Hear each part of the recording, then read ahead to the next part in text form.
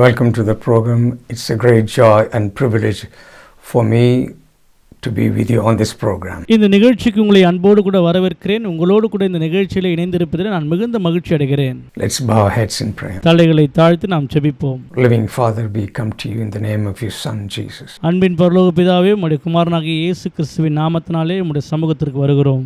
As we come around your word, speak to us through your word. Lord, I pray you touch and heal people and deliver in Jesus' mighty name. Amen. ஆண்டவரே, உம்முடைய வார்த்தையை புரிந்து கொள்ள கற்றுக்கொள்ள எங்களுக்கு உதவி செய்யும்படியாக ஜெபிக்கிறோம். இயேசுவே, இதை கேட்கிற உம்முடைய ஜனங்களுடைய வாழ்க்கையில் என்ன தேவையோ அவைகள் மீது உமது கரம் அமரும்படியாக ஜெபிக்கிறேன். உம்முடைய வல்லமை பாய்ந்து செல்லட்டும்.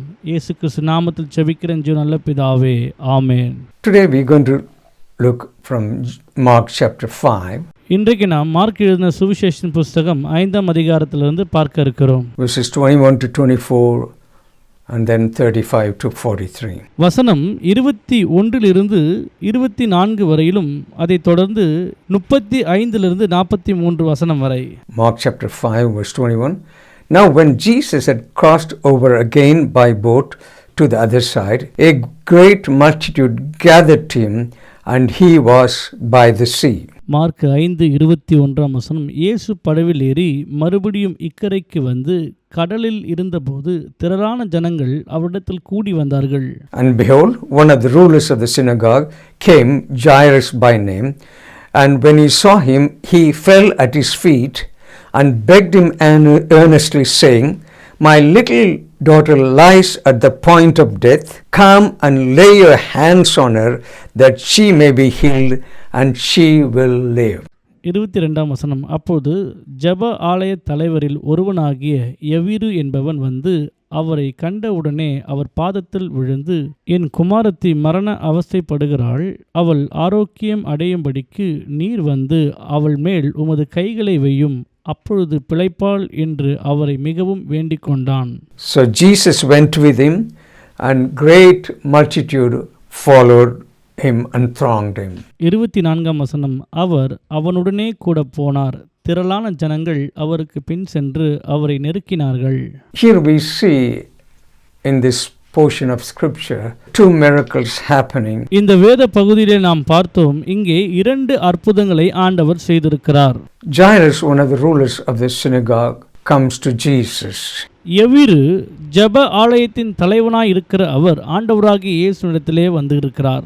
Jairus was an influential and a powerful man in the city. Remember when in Mark chapter 3, when Jesus healed a man with a withered hand in the synagogue on the Sabbath day. யவீரு என்பகிறவன் பட்டணத்திலே மிக உயர்ந்த ஆளுமை உள்ள ஒரு மனிதனாக அவர் இருந்ததை நாம் பார்க்கிறோம். மார்க் 3ஆம் அதிகாரத்திலே ஆண்டவராகிய இயேசு கிறிஸ்து சூம்பின கையுடைய ஒரு மனிதனை ஓய்வு நாளிலே குணப்படுத்தினார் என்று நாம் பார்த்திருக்கிறோம். The Pharisees and the religious people were not happy with him. பரிசேயர்களும் மதவாதிகளும் இவரோடு கூட சந்தோஷமாக இல்லை. They plotted against him to destroy him. இவருக்கு விரோதமாக எழும்பி காரியங்களை அவர்கள் நடப்பித்தார்கள். I believe Jairus was there and probably he knew about this. நான் நினைக்கிறேன் யவீருக்கு இந்த காரியங்கள் நன்றாக தெரிந்திருக்கும் என்று. Here he comes to Jesus and falls at his feet and worships him. இங்கே நாம் பார்க்கிறோம், யவீரு ஆண்டவராகிய இயேசுவினுடைய பாதத்தில் விழுந்து முதலாவது தேவனை அவர் துதித்து ஆராதிக்கிறார். By the leader of the synagogue coming to the Lord Jesus, he actually violated the religious rules. ஒரு ஜெப ஆலயத்தின் தலைவனாய் இருக்கிற இவர் ஆண்டவராகிய இயேசுவின் அண்டையிலே போனது நிமித்தமாக அவர்களுடைய சட்ட திட்டங்கள் இங்கே மீறப்பட்டது என்று அவர்கள் பார்க்கிறார்கள். He comes to the Lord Jesus and begs him, My little daughter is at the point of death. Come and lay your hands on her, and she will be healed. யவீரு ஆண்டவராகிய இயேசு நண்டையிலே வந்து, என் குமாரத்தி மரண அவஸ்தைப்படுகிறாள், அவள் ஆரோக்கியம் அடையும்படிக்கு நீர் வந்து அவள் மேல் உமது கையை வையும், அப்பொழுது பிழைப்பாள் என்று சொல்லி ஆண்டவராகிய இயேசுவின் இடத்தில் கேட்டுக்கொண்டார். She is in a very serious condition. It is like an emergency call. இங்கே அந்த சிறிய பெண்ணானவள் மரண அவஸ்தையிலே அபாய கட்டத்திலே இருக்கிறதை நாம் பார்க்கிறோம். Jairus' daughter is in very critical condition. Probably he tried the local doctors and they couldn't help him. எவிருவின் மகளானவள் மிகுந்த மரண அவஸ்தைப்படுகிறது நிமித்தமாக அவர் அருகாமையில் இருந்த மருத்துவர்களை சென்று அவர்களிடத்திலே மருத்துவத்திற்கு போயிருந்த பொழுது அவர்களால் கூட ஒன்றும் செய்ய முடியாமல் போனது. Jesus does not know Jairus, but Jairus comes to him with a need. இயேசுவுக்கு எவிருவை குறித்து தெரியாது. ஆனால் எவிரு இயேசுவை குறித்து கேள்விப்பட்டு இயேசுவினிடத்திலே தன் தேவைக்காக போகிறார்.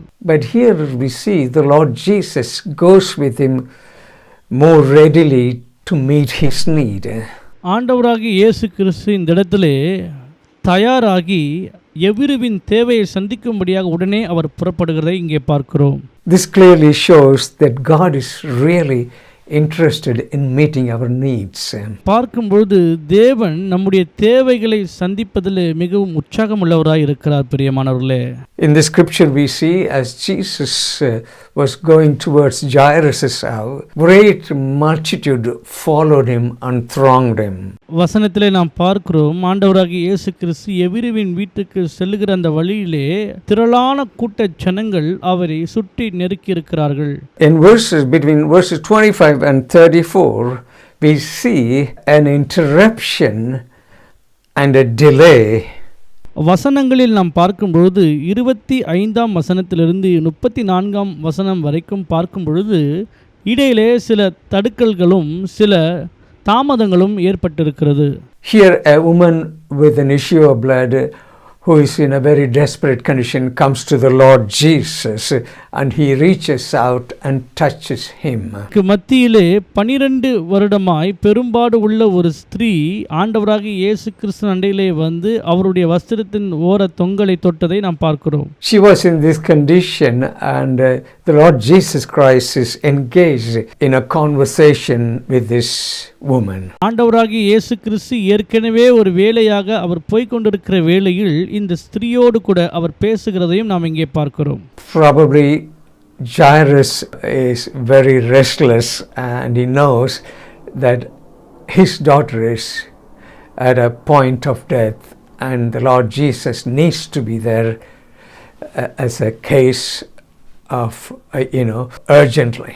எவிரு மிகவும் விடாய்த்தவராய் தன் மகள் மரிக்கும் தருவாயிலே இருக்கிறாளே என்று சொல்லி ஆண்டவராகிய இயேசுவை அழைத்திருக்கிறார். ஆனால் இந்த சூழ்நிலையில் பார்க்கும்பொழுது அவன் மிகவும் விடாய்த்தவனாக அவதிப்படுகிறவனாய் இங்கே காணப்படுகிறான். If he was in Jairus' position, you would say, Lord Jesus, hurry up.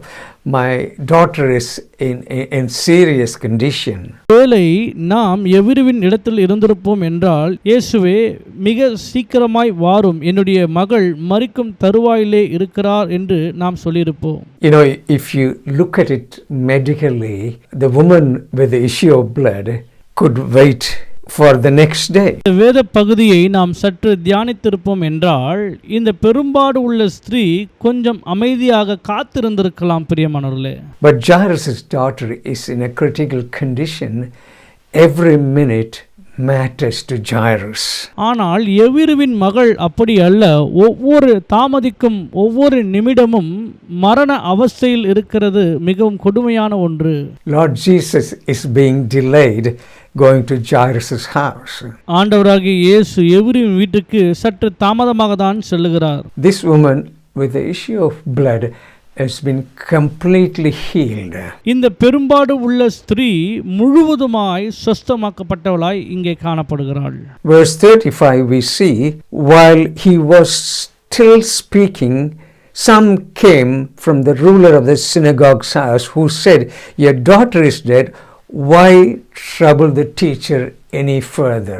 35ஆம் வசனம். அவர் இப்படி பேசிக்கொண்டிருக்கையில் ஜெப ஆலய தலைவனுடைய வீட்டிலிருந்து சிலர் வந்து, உம்முடைய குமாரத்தி மரித்து போனாள், இனி ஏன் போதகரை வருத்தப்படுத்துகிறீர் என்றார்கள். The Lord Jesus got delayed and we got a bad news for Jairus. ஆண்டவராகிய இயேசு இப்படி தாமதித்துக் கொண்டிருக்கிற இந்த வேளையிலே எவிருவுக்கு ஒரு தீமையான ஒரு செய்தி வருகிறது. Verse 36 we see, as soon as Jesus heard the word that was spoken, he said to the ruler of the synagogue, "Do not be afraid, fear not, only believe." 36ஆம் வசனம், அவர்கள் சொன்ன வார்த்தையை இயேசு கேட்டவுடனே ஜெப ஆலய தலைவனை நோக்கி, பயப்படாதே, விசுவாசம் உள்ளவனாய் இரு என்று சொல்லி. This is a command Jesus gave Jairus. இந்த வசனத்தை ஒரு கட்டளையாக எவிருவுக்கு ஆண்டவராகிய இயேசு கொடுத்திருந்தார். Fear not, only believe. பயப்படாதே, விசுவாசம் உள்ளவனாய் இரு. Because fear will kill your faith. ஏனென்றால் பயம் நம்முடைய விசுவாசத்தை கொன்று போட்டுவிடும். பிரியமானவர்களே, Fear and faith cannot be in your heart at the same time.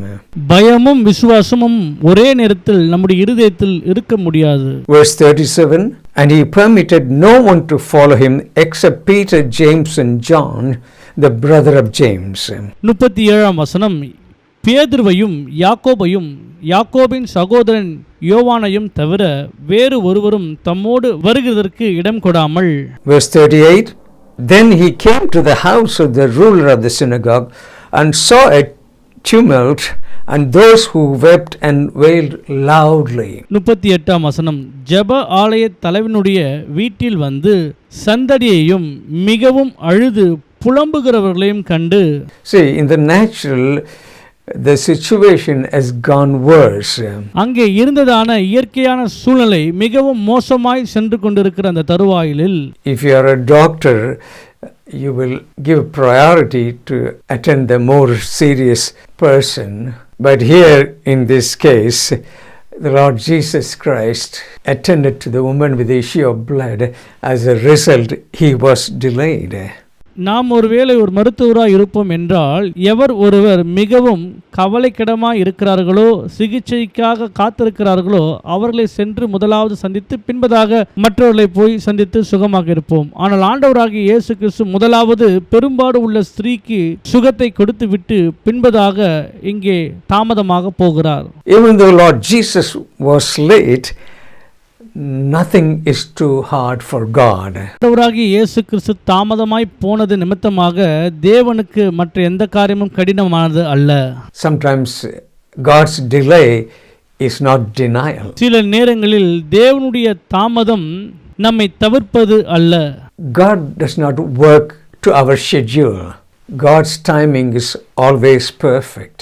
நம்முடைய கால அவகாசத்திற்கென்று தேவன் வேலை செய்கிறது அல்ல, அவர் தம்முடைய காலத்தின்படி கிரியை செய்கிறவராய் இருக்கிறார். So when Jesus came to that house, they were weeping and wailing and doing all sorts of things.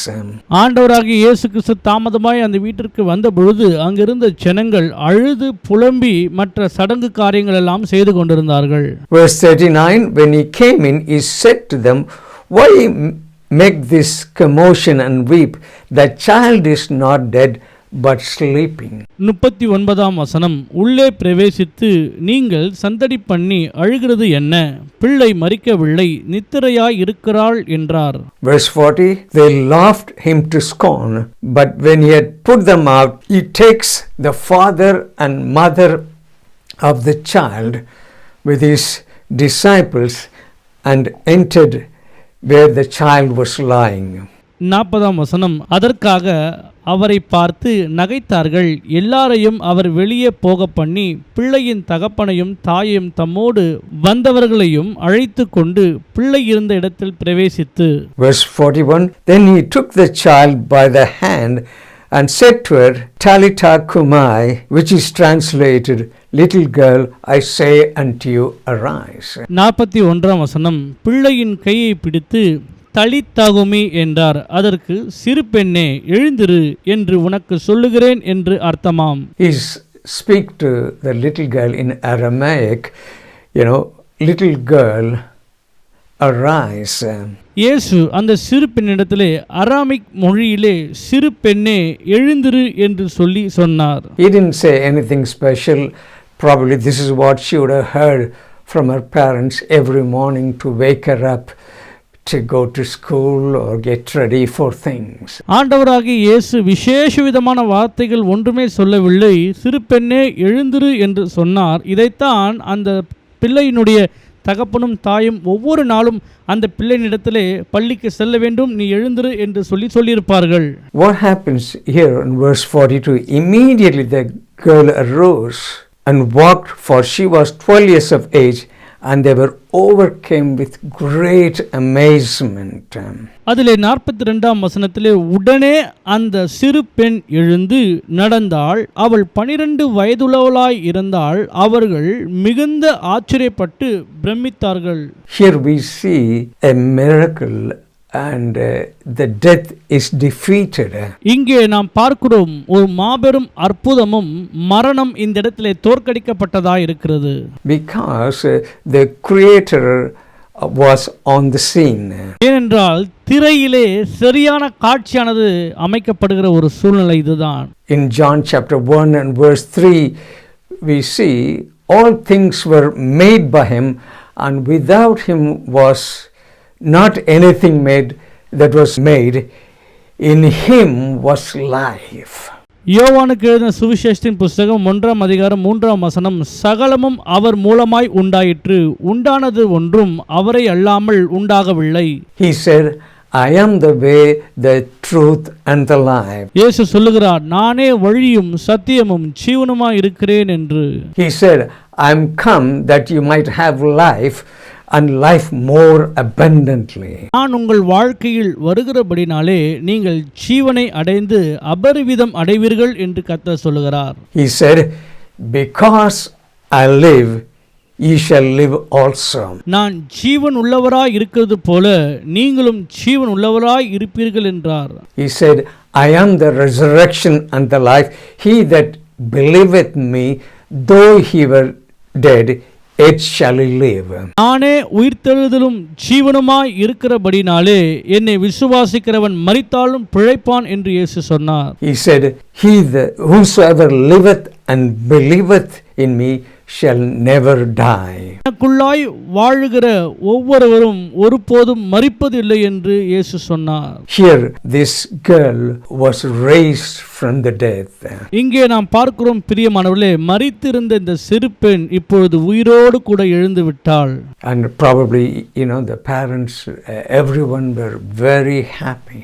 He commanded them strictly, none, that they shouldn't tell anyone about this.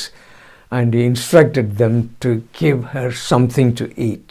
ஆண்டவராகிய இயேசு கிறிஸ்து இந்த சிறு பெண்ணை எழுப்பினதை பார்த்த அவர்களுடைய தாய் தகப்பன்மார்கள் சுற்றியிருந்த எல்லோரும் ஆச்சரியப்பட்டு பிரமித்தார்கள். ஆனாலும் ஆண்டவராகிய இயேசு அவர்களிடத்திலே இந்த காரியத்தை குறித்து நீங்கள் வெளியே யாரிடமும் சொல்லக்கூடாது என்று சொல்லியிருந்தார். பின்பதாக அந்த சிறு பெண்ணுக்கு ஏதாகிலும் சாப்பிடுவதற்கு கொடுங்கள் என்று சொன்னார். When you look at this miracle, you see some similarity between them. இந்த அற்புதத்தை நாம் பார்க்கும்போது சில ஒத்துமைகள், ஒரே காரியத்தை போன்ற காரியங்களை நாம் இங்கே பார்க்க முடியும். We saw there's a great multitude there, but we see, two people stand out of that. நாம் பார்த்தோம் பெருங்கூட்டமான ஜனங்கள் முன்பதாக இருந்தார்கள் என்று சொல்லி, ஆனால் இந்த இடத்திலே வெறும் 2 பேர் மாத்திரமே நிற்கிறார்கள். One was woman with the issue of blood who suffered for 12 long years. ஒன்று பெரும்பாடு உள்ள ஸ்திரீ 12 வருடங்களாய் பிரச்சனையினால் அவதிப்பட்ட அந்த ஸ்திரீயும், and another was a man who had a daughter who was critically ill to death, and she was 12 years old. இரண்டாவதாக எவிருவின் மகளானவள் 12 வயது நிரம்பியவளாய் இருக்கிறாள். The woman, in the portion, if you read, she had spent all the money she had and she became poor. அந்த பெரும்பாடு உள்ள ஸ்திரீயானவள் தன்னிடத்தில் இருந்த எல்லா பணத்தையும் வைத்தியரிடத்தில் செலவு பண்ணி ஏழையாய் ஆனாள். On the other side, you see Jairus, ruler of the synagogue. He was a rich man.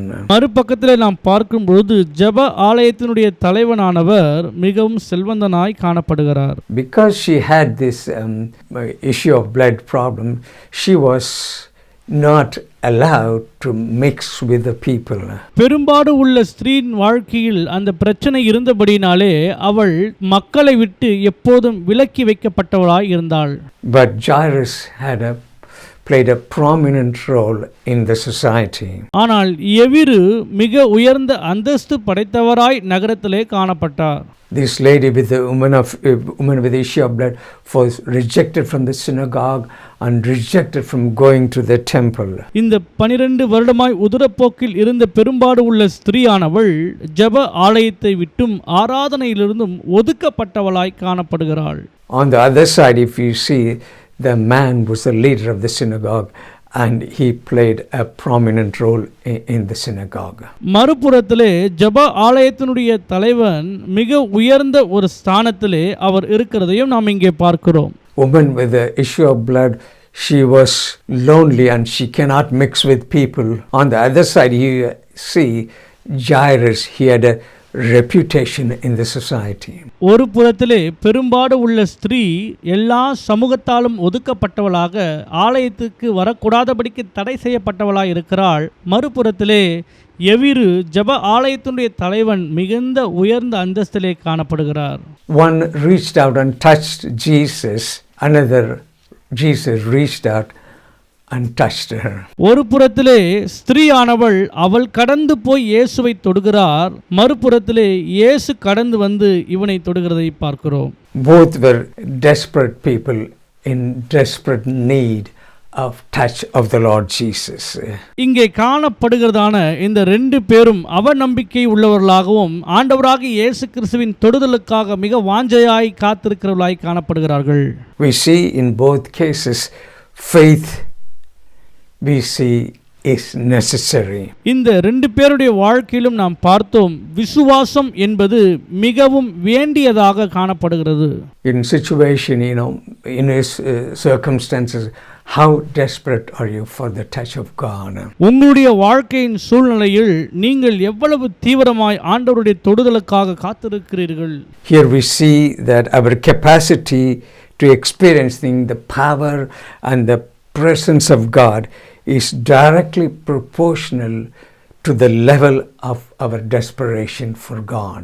ஆண்டவருடைய தீவிரம் நம்முடைய வாழ்க்கையிலே வர வேண்டும் என்றால் நம்முடைய விசுவாசம், நம்முடைய முயற்சி, நம்முடைய ஜெபம், நம்முடைய காரியங்கள் தேவனுக்கு ஒப்புக் கொடுக்கிறதை பற்றினதா இருக்கிறது.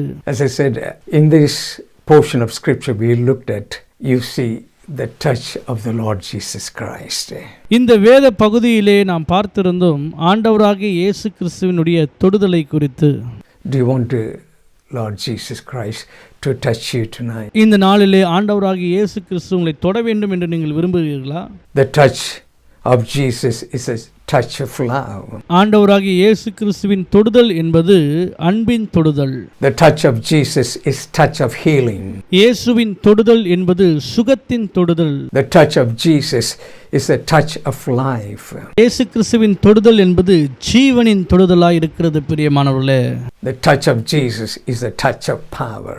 இயேசு கிறிஸ்துவின் தொடுதல் என்பது வல்லமையின் தொடுதலாய் இருக்கிறது. The touch of Jesus is a touch of compassion. இயேசுவின் தொடுதல் என்பது மனதுருக்கத்தின் தொடுதலாய் இருக்கிறது. Touch of Jesus is a touch of deliverance. The touch of Jesus will break every bondage. இயேசுவின் தொடுதல் என்பது விடுதலையின் தொடுதலாய் இருக்கிறது. அது நம்முடைய வாழ்க்கையில் இருக்கிறதான எல்லா கட்டுகளையும் நீக்கிவிடும் பிரியமானவர்களே. As we come around to the close, you heard the message. நாம் முடிவுக்கு வந்திருக்கிறோம். நீங்கள் செய்தியை கேட்டீர்கள் பிரியமானவர்களே. Do you need a touch of God? உங்களுடைய வாழ்க்கையில் தேவனுடைய தொடுதல் உங்களுக்கு வேணுமா? Let's pause for a moment and take hold of what you heard today. இன்றைக்கு நீங்கள் கேட்ட இந்த சத்தியத்திற்கு நேராக நாம் திரும்பி இப்போது தேவ சமூகத்திற்குள்ளாய் வருவோம். If you want a touch from Jesus, receive the touch of God by faith. Faith is necessary. உங்களுக்கு ஆண்டவராகிய இயேசு கிறிஸ்துவின் தொடுதல் இந்த வேளையில வேண்டும் என்றால் ஆண்டவராகிய இயேசு உங்களை நிச்சயமாய் தொடுவார். அதற்கு தேவையானது ஒன்றே ஒன்று, விசுவாசம். Our God is a good God. Our God wants to meet your every need. நம்முடைய தேவன் உங்களுடைய வாழ்க்கையில் இருக்கிறதான எல்லா தேவையும் சந்திக்க போதுமானவராய் இருக்கிறார். Loving Heavenly Father, we come before you tonight. அன்பின் பரலோக பிதாவே, இன்று இரவிலே உம்முடைய சமூகத்திற்கு நாங்கள் கடந்து வருகிறோம். Lord, there may be people with great needs. ஆண்டவரே, செபிக்கிற இந்த வேளையிலே அநேக ஜனங்கள் அநேக தேவைகளோடு கூட காத்திருக்கிறார்கள்ப்பா.